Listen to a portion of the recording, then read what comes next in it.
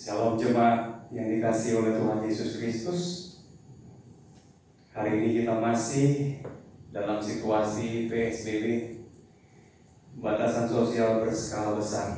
Tapi hal itu tidak akan pernah membatasi kita untuk mendengarkan renungan firman Tuhan. Pada hari ini renungan firman Tuhan diambil dari Kejadian pasal 18 ayat 16 sampai ayat 33. Saya akan bacakan 16 sampai 21, selanjutnya Bapak Ibu Saudara semua bisa baca di rumah.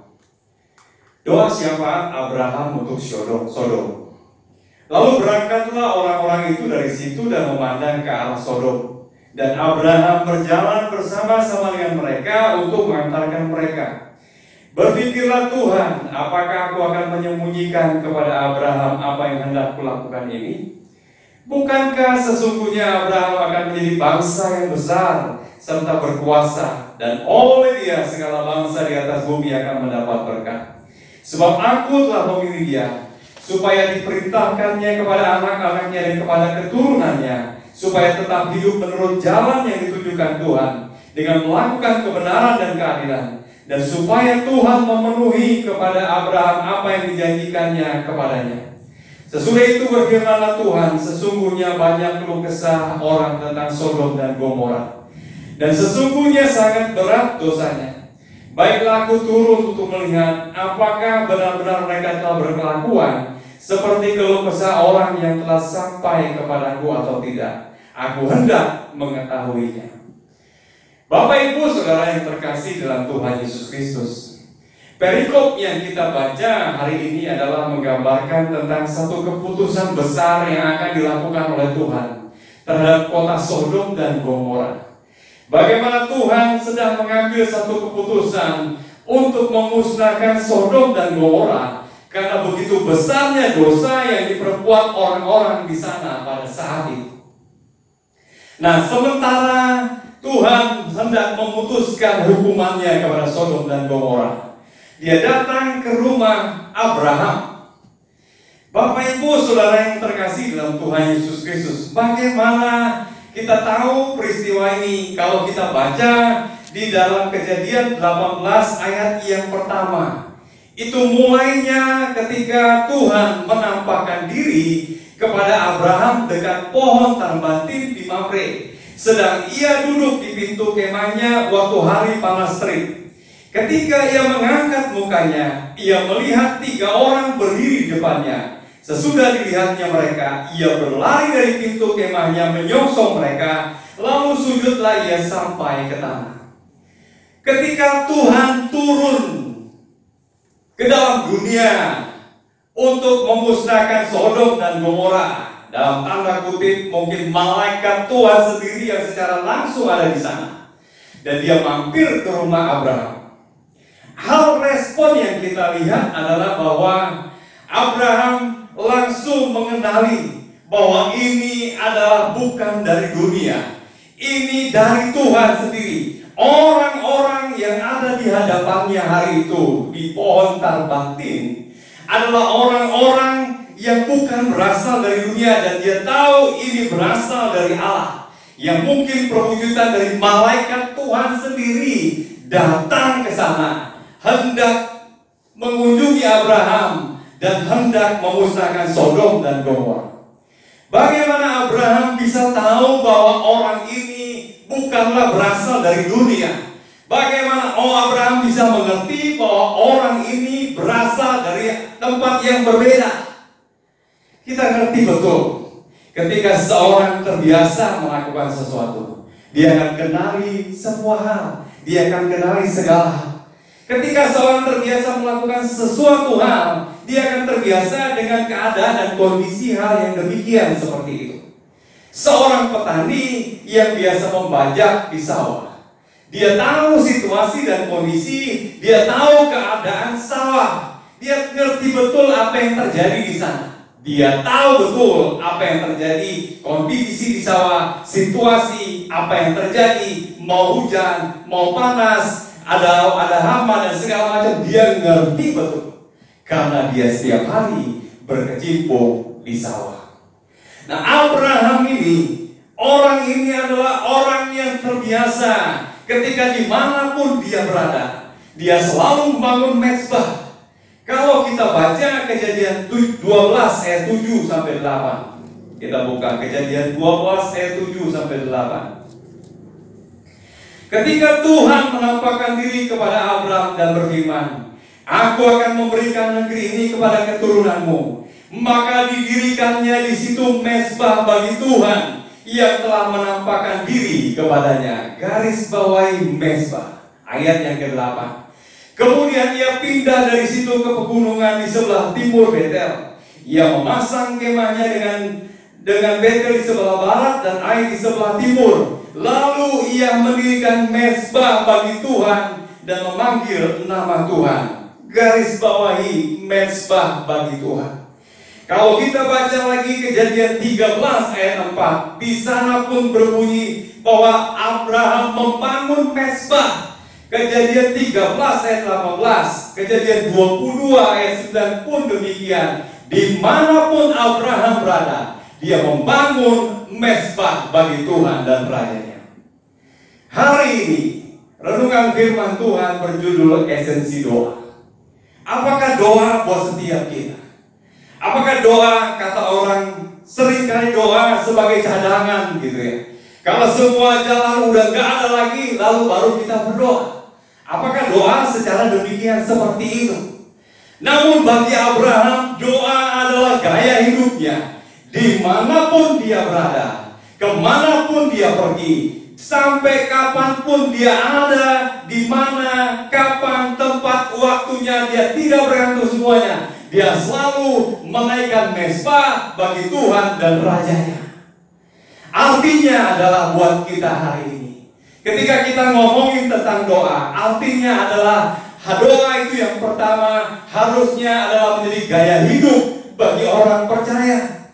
Doa bukan sekedar ban serep, doa bukan cadangan, doa bukan mantra yang diucapkan. Doa adalah gaya hidup yang harusnya dilakukan dalam keseharian sehari-hari yang kita perbuat sepanjang hidup ini. Coba kita buka Filipi pasal 4 ayat yang ke-6. Tetapi nyatakanlah dalam segala hal keinginanmu kepada Allah dalam doa dan permohonan dengan ucapan syukur. Artinya adalah dalam segala sesuatu, dalam segala keadaan, apapun itu bentuknya, entah ketakutan, entah permohonan, entah apapun, seharusnya semua bermuara pada doa namanya. Ketika doa jadi gaya hidup, bukan lagi sekedar hafalan. Ketika doa jadi gaya hidup, bukan lagi sekedar doa itu hanya mantra-mantra yang diucapkan. Ketika doa jadi gaya hidup, tak pernah ada lagi paksaan. Orang akan secara otomatis untuk datang kepada Tuhan karena doa jadi gaya hidupnya. Setiap pagi, setiap saat, setiap waktu, setiap hal yang kita lakukan, mari berdoa untuk sujud datang kepadanya. Hari-hari ini, ketika keadaan virus corona memaksa kita untuk semua hal tinggal di rumah, bekerja di rumah, belajar di rumah, semua kita ada di rumah hari ini. Orang bekerja dari rumah, semuanya dilakukan di rumah. Seharusnya dengan banyaknya waktu yang kita punya hari ini, waktu ini jangan pernah terlewatkan untuk kita berdoa setiap hari di dalam hidup kita sehari-hari. Jangan pernah kita lewatkan. Mumpung kesempatan waktu untuk berdoa ini panjang dan banyak, mari berlomba-lomba kita berdoa setiap hari. Kalau perlu pagi kita berdoa, siang kita berdoa, malam kita berdoa, segala hal kita berdoa. Biar doa jadi gaya hidup kita. Bukan sekedar doa paksaan, bukan sekedar doa hanya suatu hal yang merupakan cadangan seperti kata orang pembaser. Tapi biar doa itu jadi gaya hidup, jadi kebutuhan bagi setiap kita dalam hidup ini. Yang kedua, ketika kita berdoa, Doa itu bukan hanya untuk diri sendiri. Seringkali orang berdoa hanya untuk memuaskan keinginannya sendiri. Dia berdoa lama panjang, dan dalam doanya semuanya adalah kebutuhan pribadi dari awal sampai pada akhir. Dari A sampai Z semuanya kebutuhan pribadi. Gak ada satu pun yang tertinggal. Coba kita buka Yeremia 29 ayat yang ke-7. Usahakanlah kesejahteraan kota kemana kamu aku buang, dan berdoalah untuk kota itu kepada Tuhan, sebab kesejahteraannya adalah kesejahteraanmu. Di mana kita ditempatkan, di mana kita berada, di mana kita ada, di situ seharusnya adalah tanggung jawab buat setiap kita untuk kita berdoa kepada Tuhan. Di situ ada tanggung jawab buat setiap kita untuk kita mendoakan daerah di mana kita berada, tempat di mana kita tinggal, kota di mana kita mencari nafkah, dan negeri bangsa ini di mana kita lahir. Di situ ada tanggung jawab buat setiap kita anak-anak Tuhan untuk berdoa bagi daerah, bagi kota, bagi bangsa ini. Jangan pernah berpikir untuk selalu berdoa buat diri sendiri saja.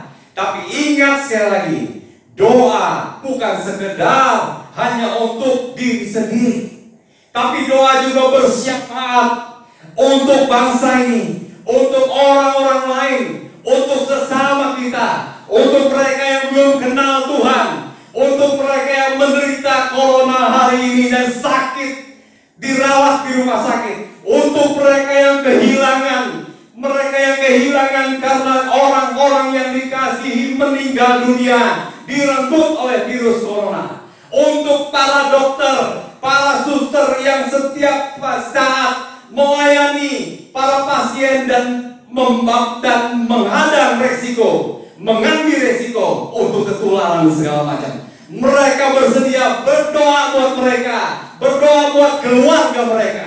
Doakan di sekitarmu, berdoa buat lingkungan, berdoa buat para pemimpin. Hari-hari ini, kalau anak Tuhan tidak pernah berdoa, maka dia akan mati dan mati.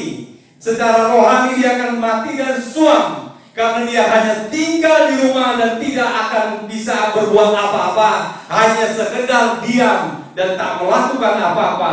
Itu adalah kejahatan yang besar. Alkitab berkata, kalau orang tahu berbuat baik tapi tidak pernah melakukannya, itu juga namanya dosa.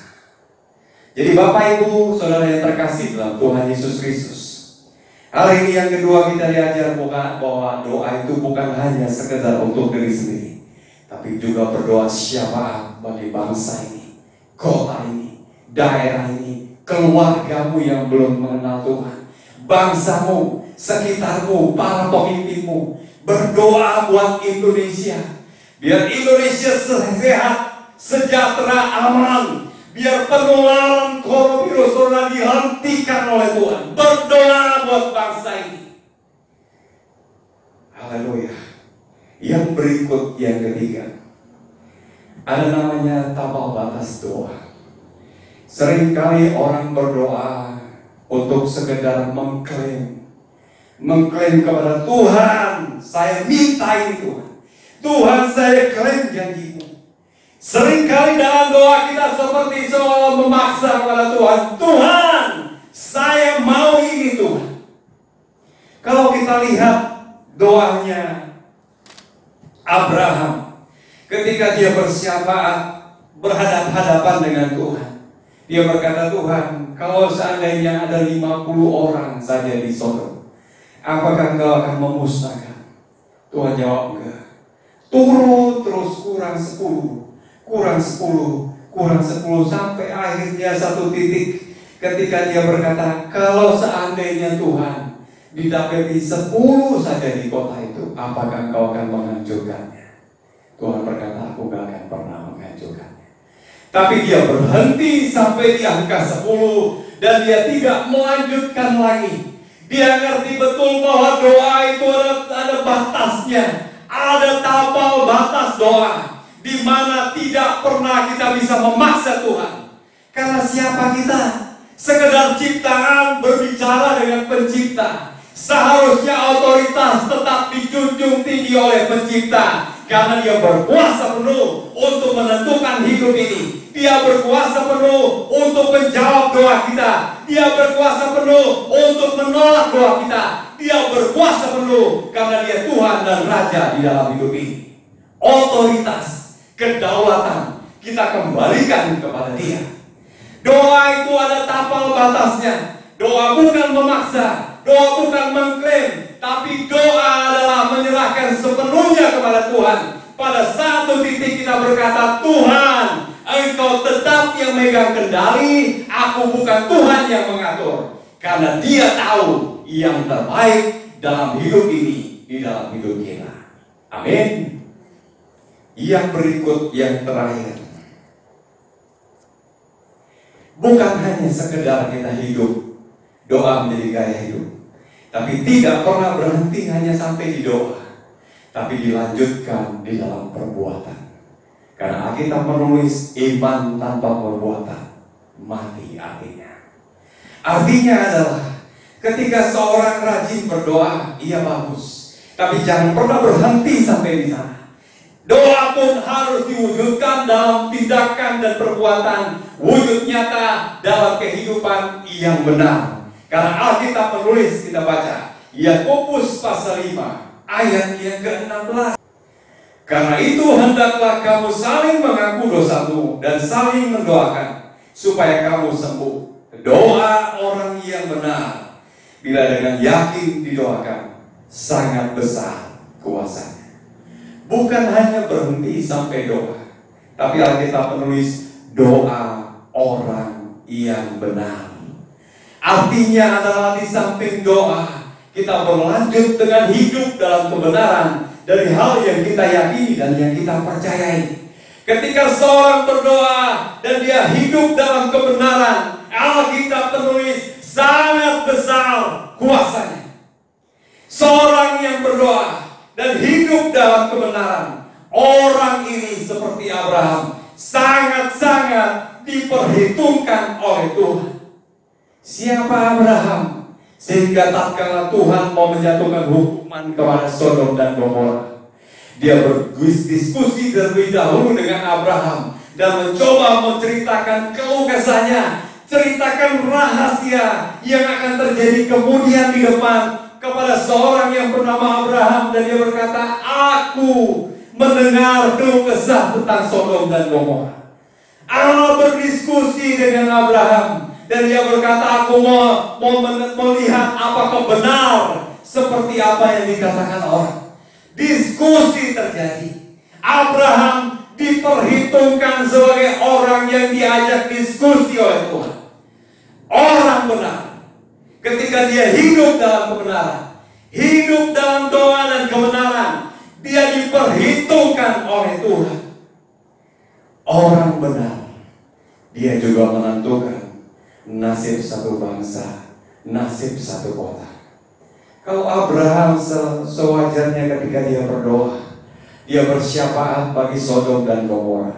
Seandainya saja dalam satu syafaat yang dia naikkan terpenuhi syaratnya kepada Tuhan, barangkali Sodom dan Gomora tidak pernah dihancurkan. Namun kala itu tidak dijumpai bahkan 10 orang benar sekalipun.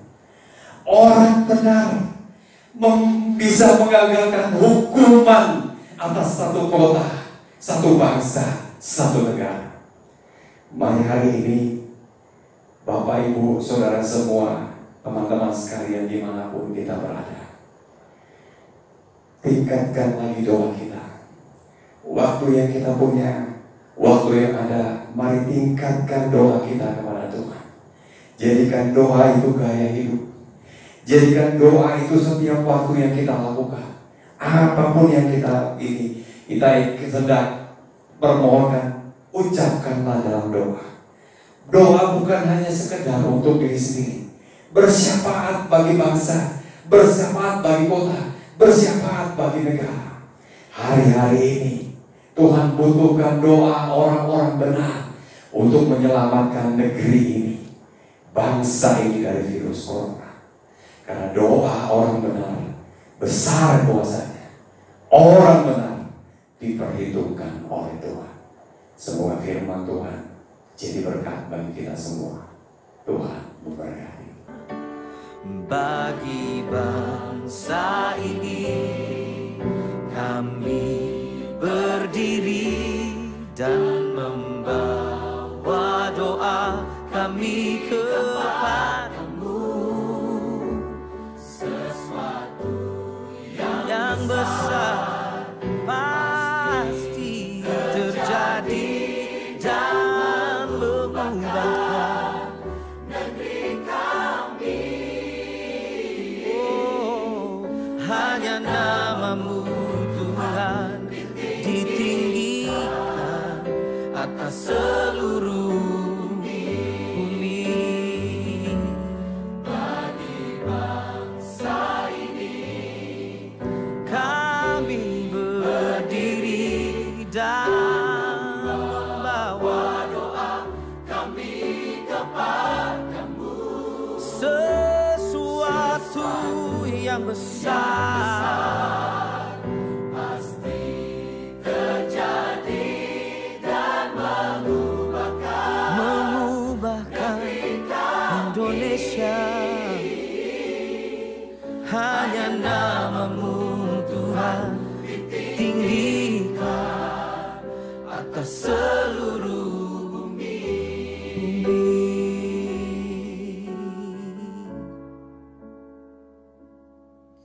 Hanya namamu